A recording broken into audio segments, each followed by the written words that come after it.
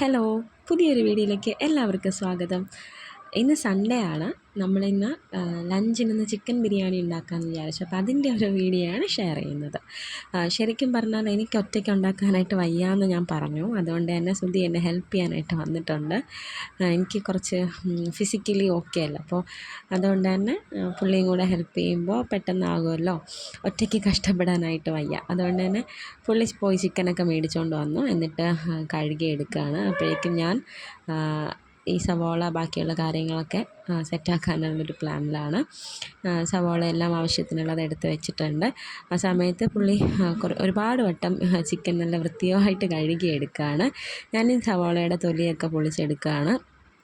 പിന്നെ ഞാൻ വിചാരിക്കുന്നത് ദമ്മായിട്ട് ഉണ്ടാക്കാം എന്നാണ് കരുതുന്നത്. ഈ മുളക് പൊടിയൊന്നും ചേർക്കാണ്ട് ഒരു ഗ്രീൻ കളറിലിരിക്കുമല്ലോ ചിക്കൻ, അങ്ങനെ വലിയ എരിവില്ലാണ്ട് അങ്ങനെ ഉണ്ടാക്കാമെന്നാണ് വിചാരിക്കുന്നത്. ആദ്യം നല്ലോണം ചിക്കൻ ബിരിയാണി കഴിക്കും, ഭയങ്കര ഇഷ്ടമാണ്. അപ്പം ഒത്തിരി എരിവിൽ വെച്ചാൽ അവൻ അത്ര സെറ്റാവില്ല. അതുകൊണ്ട് തന്നെ എരിവ് വെച്ച് കുറച്ചിട്ട് മുളക് പൊടിയൊന്നും ഇടാണ്ട് ഒരു പച്ചമുളക് മാത്രം വെച്ചിട്ട് ഉണ്ടാക്കാം എന്നാണ് ഞാൻ വിചാരിക്കുന്നത്. പിന്നെ സലാഡും പിന്നെ പപ്പടവും കൂടെ ഉണ്ട്. അപ്പോൾ അതിനുള്ള സെറ്റപ്പ്. അപ്പോൾ ഞാൻ സവാള തൊലി പൊളിച്ചുകൊണ്ടിരുന്നപ്പോൾ ബാക്കി ആൾ ചെയ്യാമെന്ന് പറഞ്ഞു. പിന്നെ വേറെയും പണിയുണ്ടായിരുന്നല്ലോ, നമുക്ക് പച്ചമുളകും ഇഞ്ചിയും അതൊക്കെ ഒന്ന് സെറ്റാക്കണമായിരുന്നു. പിന്നെ ഓൾറെഡി അരി വെള്ളത്തിൽ കുതിർത്ത് മാറ്റി വെച്ചിട്ടുണ്ട്. അരി 1 കിലോ അരിയാണ് ഞാൻ എടുത്തിട്ടുള്ളത്. ബസ്മതി റൈസ് എടുത്തിട്ടുണ്ട്. അത് വെള്ളത്തിലൊന്ന് നല്ലോണം കുതിർത്തിട്ട് കുറച്ച് മാറ്റി ഞാൻ വെച്ചിട്ടുണ്ട്. പിന്നെ ആ സമയത്ത് തന്നെ ഇതെല്ലാം വൃത്തിയാക്കിയിട്ട് അത് കട്ട് ചെയ്യാനുള്ളൊരു വെള്ളത്തിൽ ഞാൻ ഇട്ട് വെച്ച് കുറച്ച് നേരം. ഈ സവാള കുറച്ച് നേരം വെള്ളത്തിലിട്ട് വയ്ക്കുകയാണെങ്കിൽ കട്ട് ചെയ്യുമ്പോൾ കണ്ണത്ര നീറില്ല എന്ന് പറയുന്നത് കേട്ടിട്ടുണ്ട്. അത് ഞാൻ ചെയ്തിട്ടുള്ളപ്പോഴൊക്കെ അത് ശരിയാണ് എന്ന് തോന്നിയിട്ടുമുണ്ട്. അതുകൊണ്ട് തന്നെ അത് ഞാൻ വെള്ളത്തിലിട്ട് കുറച്ച് നേരം മാറ്റി വയ്ക്കും. ആ സമയത്ത് തന്നെ ഞാൻ പച്ചമുളകും ഇഞ്ചിയും വെളുത്തുള്ളിയും കൂടെ പേസ്റ്റാക്കി എടുത്തിട്ടുണ്ട്. പച്ചമുളക് കുറച്ച് അധികം ചേർത്തിട്ടുണ്ട്. പിന്നെ എന്നിട്ട് ഞാനിത് ഉണ്ടാക്കുന്ന സമയത്ത് തന്നെ പുതിനയിലയും മല്ലിയിലയും കൂടെ ചേർത്തിട്ടുണ്ടായിരുന്നു. ആ പച്ച കളറിന് വേണ്ടിയിട്ട് അതും കൂടെ ചേർത്തിട്ടുണ്ടായിരുന്നു. അത് ഞാൻ വീഡിയോ എടുക്കാനായിട്ട് മറന്നുപോയി. അപ്പോൾ ഞങ്ങൾ പിന്നെ പുറത്ത് വന്നിരുന്ന് കട്ട് ചെയ്യുകയാണ്. ഞാൻ കട്ട് ചെയ്തുകൊണ്ടിരുന്നു. അപ്പം പിന്നെയും റൈസ് വേവിക്കാനായിട്ടുണ്ടല്ലോ, അപ്പോൾ അതുകൊണ്ട് ഞാൻ സുധിയുടെ കയ്യിൽ അത് കൊടുത്തിട്ട് പിന്നെ ഞാൻ റൈസ് വേവിക്കാനുള്ള സെറ്റപ്പിലാണ്.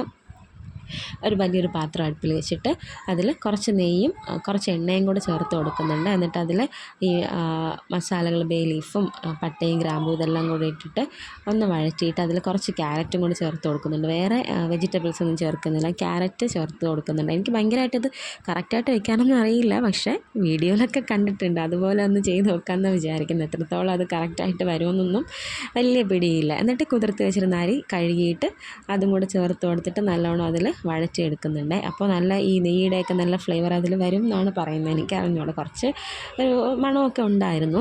പിന്നെ എന്നിട്ട് ചൂടുവെള്ളമാണ് ഒഴിച്ചു കൊടുക്കുന്നത് വേവിക്കാനായിട്ട്. ഇത് പക്ഷേ പെട്ടെന്ന് വെന്ത് വന്നിട്ടുണ്ടായിരുന്നു. ഞാൻ പ്രതീക്ഷിച്ചതിനേക്കാളും പെട്ടെന്ന് തന്നെ ഇത് നല്ലോണം കുക്കായിട്ട് വന്നിട്ടുണ്ടായിരുന്നു. പിന്നെ കുറച്ച് നാരങ്ങാനീരും പിന്നെ ആവശ്യത്തിന് ഉപ്പും ചേർത്ത് കൊടുത്തിട്ടുണ്ടായിരുന്നു. പിന്നെയും കുറച്ച് നെയ്യും കൂടെ ഞാൻ ഒഴിച്ചു കൊടുത്തു.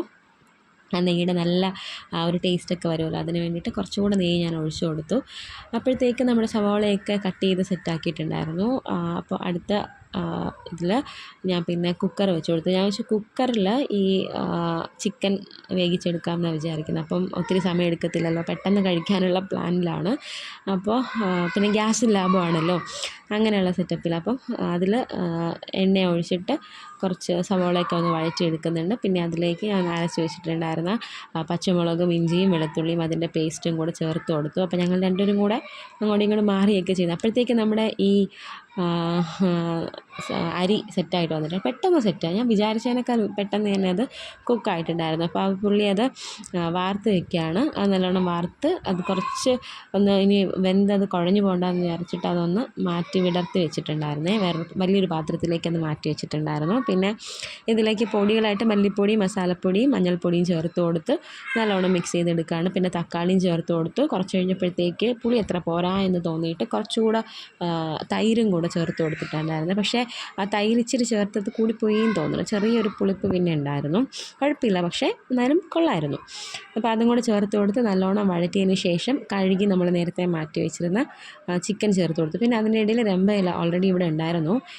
അതുകൊണ്ട് പുതിനയില ഞാനെല്ലാം ഈ അതിൽ പേസ്റ്റാക്കി പോയി, അതുകൊണ്ട് വേറെ ബാക്കിയില്ലായിരുന്നു. അപ്പോൾ രമ്പയിലയും കൂടെ ചേർത്ത് കൊടുത്ത്, നല്ല മണമാണല്ലോ അത് ചേർക്കുമ്പോൾ. അപ്പോൾ അതും കൂടെ ചേർത്ത് കൊടുത്ത് ചിക്കനും കൂടി ഇട്ടിട്ട് നല്ലോണം ഒന്ന് ഇളക്കി യോജിപ്പിക്കുകയാണേ. നമ്മുടെ ഈ കുക്കറിനകത്തത് നിറഞ്ഞു പോയി. പ്രതീക്ഷിച്ചതിനേക്കാൾ ഉപരിയായിട്ട് അത് 1 കിലോ ഉണ്ടായിരുന്നുള്ളൂ. പക്ഷേ സവോള കൂടുതലുണ്ടായിരുന്നതുകൊണ്ട് അതൊന്ന് നിറഞ്ഞു. ഞാൻ ശരിക്കും ഈ 2 വിസിൽ അടുപ്പിക്കുന്നുണ്ടേ. പക്ഷെ നല്ലോണം കുക്കാകട്ടെ എന്ന് വിചാരിച്ചിട്ട്. പിന്നെ ഒത്തിരി അങ്ങ് വേവിക്കാനുള്ളൊരു പ്ലാനില്ല. അപ്പോൾ പക്ഷേ ഈ 2 വിസിലടിച്ചപ്പോൾ തന്നെ അത്യാവശ്യം നല്ലോണം അങ്ങ് വെള്ളം ചേർത്തതുകൂടിയില്ല. ചിക്കനിൽ നിന്ന് തന്നെ ഓൾറെഡി ഒത്തിരി വെള്ളം അങ്ങ് ഇറങ്ങിയിട്ടുണ്ടായിരുന്നു. നല്ലോണം വെള്ളമായിട്ടുണ്ടായിരുന്നു. പക്ഷേ കുഴപ്പമില്ല. കുറച്ച് നേരം അതിന് വെച്ച് ആ വെള്ളം വറ്റിച്ചതിന് ശേഷം പിന്നെ അതിലേക്ക് റൈസ് നേരത്തെ വേവിച്ചത് ഞാൻ മാറ്റി വെച്ചിട്ടുണ്ടായിരുന്നല്ലോ, അത് ഇട്ട് കൊടുക്കുകയാണ്. പിന്നെ ശരിക്കും സവോളയൊന്നും വറുത്തില്ല. എനിക്ക് സവോള വറുക്കാനുള്ളൊരു മൈൻഡില്ലായിരുന്നു, ഒരു താല്പര്യമില്ലായിരുന്നു. അതുകൊണ്ട് തന്നെ കിസ്മിസ് ഉണ്ടായിരുന്നു, പിന്നെ കുറച്ച് മല്ലിയിലയും പിന്നെ ഗരം മസാലയും നാരങ്ങാനീരും നെയ്യും കൂടെ ചേർത്ത് ഇടുകയാണ് ഫസ്റ്റ് ലെയർ. പിന്നെ വീണ്ടും റൈസ് ഇട്ടിട്ട് ഇതേ കാര്യം തന്നെ വീണ്ടും ഇട്ട് കൊടുക്കുകയാണ്. എന്നിട്ട് ഒരു 10 മിനിറ്റ് ഞാനിതിനെ അടച്ച് വെച്ചിട്ടുണ്ടായിരുന്നു. Correct 10 minute. കാരണം അപ്പോഴത്തേക്ക് തന്നെ 2 മണിയോളം ആയി. അപ്പോൾ പെട്ടെന്ന് കഴിക്കണം എന്നുള്ളൊരു പ്ലാൻ ഉള്ളത് കൊണ്ട് ഒത്തിരി സമയം അടച്ച് വെച്ച് നല്ലോണം കുക്ക് ചെയ്യാനുള്ള സമയമൊന്നും കിട്ടിയില്ല. പക്ഷേ എങ്കിലും കൊള്ളായിരുന്നു. എനിക്ക് നല്ല ഇഷ്ടപ്പെട്ടു. ഇച്ചിരി വെള്ളം ഇച്ചിരി ചിക്കനിൽ ഇറങ്ങിയതിൻ്റെ ആ ഒരു ചെറിയ നനവുണ്ടായിരുന്നു. പക്ഷേ എങ്കിലും കഴിക്കാനായിട്ട് നല്ലതായിരുന്നു. പിന്നെ നെയ്യുടെ ടേസ്റ്റൊക്കെ ഉണ്ടായിരുന്നു നല്ലോണം. പിന്നെ ഈ സമയത്ത് ഇതിൻ്റെ ഇടയിൽ തന്നെ ഞാൻ പിന്നെ സലാഡ് ഉണ്ടാക്കിയിട്ടുണ്ടായിരുന്നു. അതുപോലെ തന്നെ പപ്പടവും വറുത്തിട്ടുണ്ടായിരുന്നു. വെള്ളം ചൂടാക്കിയിട്ടുണ്ടായിരുന്നു. ഇതെല്ലാം ചെയ്തു. പിന്നെ പാത്രങ്ങളെല്ലാം ക്ലീൻ ചെയ്തൊക്കെ വെച്ചു. എന്നിട്ടാണ് ഇതെടുത്ത് മാറ്റിയത്. ബാക്കിയെല്ലാം റൈസ് ഞാനല്ല സുധി പിന്നെ അത് സെറ്റാക്കി എടുക്കുകയാണ് പാത്രത്തിൽ. ഒന്ന് അത് മിക്സ് ചെയ്തിട്ട് അത് വേറൊരു വലിയ പാത്രത്തിലേക്ക് മാറ്റി. അപ്പോൾ നമുക്ക് എടുക്കാനായിട്ട് എളുപ്പമുണ്ടല്ലോ. പിന്നത്തേതിൽ പിന്നെ ആവശ്യം വരുമ്പോൾ മിക്സ് ചെയ്തെടുക്കേണ്ടത്. രാവിലെ രാത്രിത്തേക്കും കൂടെയാണ് ഉണ്ടാക്കിയത് കഴിക്കാനായിട്ട്. ഇവിടെ എല്ലാവരും ബിരിയാണി അത്യാവശ്യം കഴിക്കും. അതുകൊണ്ട് തന്നെ പക്ഷേ നല്ല ടേസ്റ്റ് ഉണ്ടായിരുന്നു. ഇഷ്ടപ്പെട്ട്. ഞങ്ങൾ 3 പേരും മാത്രമല്ല, അമ്മയും കഴിച്ചു. കൊള്ളായിരുന്നു. അപ്പോൾ വീഡിയോ ഇഷ്ടപ്പെട്ടാൽ ലൈക്ക് ചെയ്യുക, ഷെയർ ചെയ്യുക. അടുത്ത വീഡിയോയിലൂടെ കാണാം. അതുവരേക്കും ബൈ ബൈ.